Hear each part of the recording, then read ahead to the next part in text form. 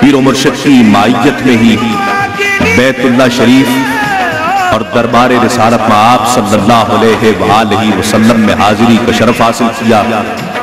بیت اللہ شریف کے طواف سے فارغ ہوئے تو پیر و مرشد حضرت خواجہ عثمان ہارونی رحمت اللہ علیہ نے حضرت خواجہ غریب نواز رحمت اللہ علیہ کا ہاتھ پکڑ کر یہ دعا فرمائی، اے رب العالمین، میں اپنے معین الدین کے لیے تجھ سے فقط 3 چیزوں کا طلبگار ہوں۔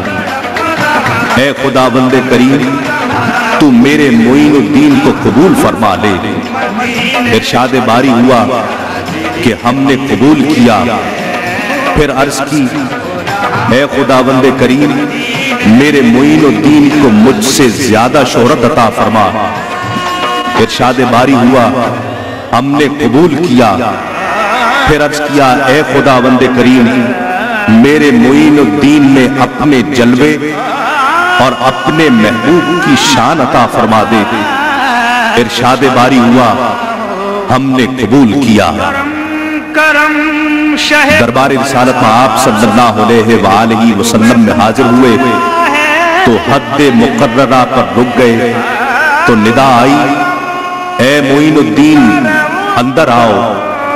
خواجہ غریب نواز کمال مستی و بے خودی میں اندر حاضر ہوئے تو جمال جہاں آرائے نبوی سے مشرف ہوئے۔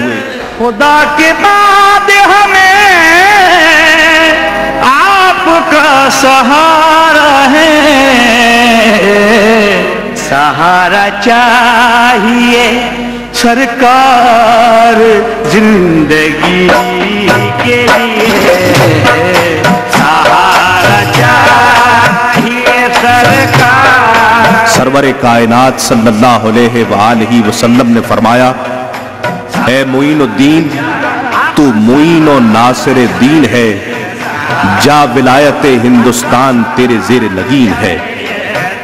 تجھے ہند الولی کے خطاب سے سرفراز فرمایا اور سرزمین ہند پر اپنا نائب مقرر فرمایا اور اجمیر تمہارا مسکن و مدفن مقرر کیا ہے۔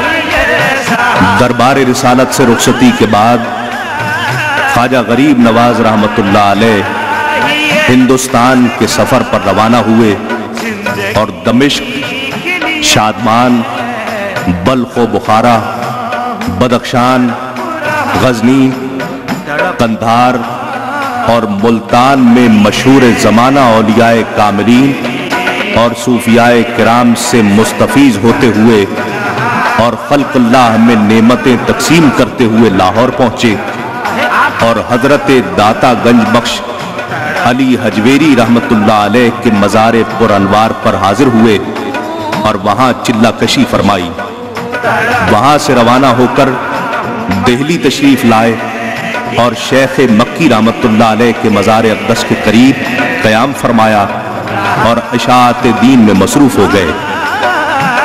غیر مسلم آپ کو ایذا رسانی کے درپے رہتے، لیکن جب آپ کے سامنے آتے تو آپ کے نورانی سراپا کے سامنے ڈھیر ہو جاتے اور کلمہ پڑھ کر دائرہ اسلام میں داخل ہو جاتے۔ کئی بار آپ کو قتل کرنے کی کوشش بھی کی گئی، لیکن قاتل خود آپ کے سامنے آتے ہی آپ کے دست حق پرست پر بیعت کا شرف حاصل کر کے حلقہ بگوش اسلام ہو جاتا۔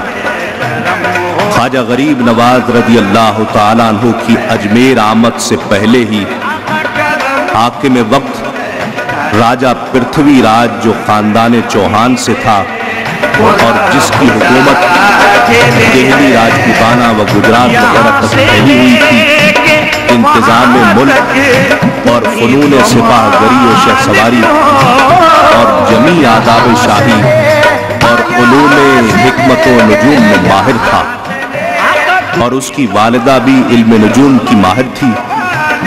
اس نے حضرت خواجہ غریب نواز کی آمد سے 12 سال قبل ہی علم نجوم کے ذریعے آپ کا اور آپ کے 40 ساتھیوں کا حلیہ بتا دیا تھا کہ وہ ایک صاحب کمال فقیر ہوگا اور تیرے ملک میں آئے گا، اور وہی تیری عزت و دولت اور ملک و سلطنت کے لیے زوال ہوگا۔ اور تیری راجدھانی الٹ دے گا۔ پرتھوی راج نے اپنی والدہ کی ہدایت کے موافق اس حلیہ کی تصاویر کی نقلیں جا بجا شاہراہوں اور راستوں پر تھانوں میں اور چوکیداروں کو بھجوا کر تاکید لکھ دی کہ اس شکل و صورت کے لوگوں کا جب تمہاری طرف سے گزر ہو تو باحفاظت و احتیاط ان کو ہمارے حضور میں حاضر کر دیا جائے یا مکر و فریب سے انہیں ہلاک کر دیا جائے۔ چند دن قیام کے بعد آپ دہلی سے اجمیر کے لیے روانہ ہو گئے۔ باوجود اس کے کہ دہلی سے اجمیر تک تمام علاقہ راجہ پرتھوی راج کا اور ہر جگہ آپ کی گرفتاری کا حکم موجود تھا، لیکن کارساز حقیقی کی حمایت آپ کے ساتھ تھی اور آپ کا مقصد نہ دنیا کمانا تھا نہ لڑائی لڑنا تھا، بلکہ اپنے اخلاق و کردار سے آپس میں میل محبت پیدا کر کے خدائے واحد کے آگے سب کو جھکانا تھا۔ اس لیے آپ امن و سلامتی کے ساتھ دہلی سے اجمیر میں داخل ہو گئے۔ ایک سایہ دار درخت دیکھ کر اس کے نیچے قیام فرمایا۔ اونٹ والوں نے منع کیا اور کہا کہ یہ فقیروں کا استھان نہیں، مہاراج کے اونٹوں کے باندھنے کی جگہ ہے، لہٰذا تم کسی اور جگہ جا کر قیام کرو۔ آپ کے ساتھیوں نے ان کے روک ٹوک کی کوئی پرواہ نہ کی۔ جب انہوں نے زیادہ سختی کی تو خواجہ غریب نواز کو ناگوار گزرا اور وہاں سے اٹھ کر کھڑے ہو گئے اور فرمایا، اچھا ہم جاتے ہیں، تمہارے اونٹ بیٹھے رہیں گے۔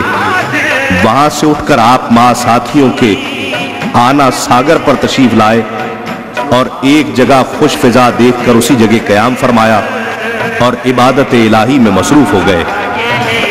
ادھر شام کو جب اونٹ اس جگہ پہنچے جہاں سے خواجہ صاحب کو اٹھایا گیا تھا اور اونٹ باندھے گئے تھے، جب اونٹ بیٹھ گئے تو بس حسب ارشاد خواجہ غریب نواز بیٹھے ہی رہ گئے۔ چرواہوں نے لاکھ کوشش کر لی لیکن ایک اونٹ بھی اپنی جگہ سے ہل نہ سکا۔ یہ خبر راجہ پرتھوی راج کو دی گئی۔ یہ سب سن کر اسے بڑا تعجب ہوا۔ اس نے گھبرا کر کہا، جاؤ اس فقیر سے معافی مانگو۔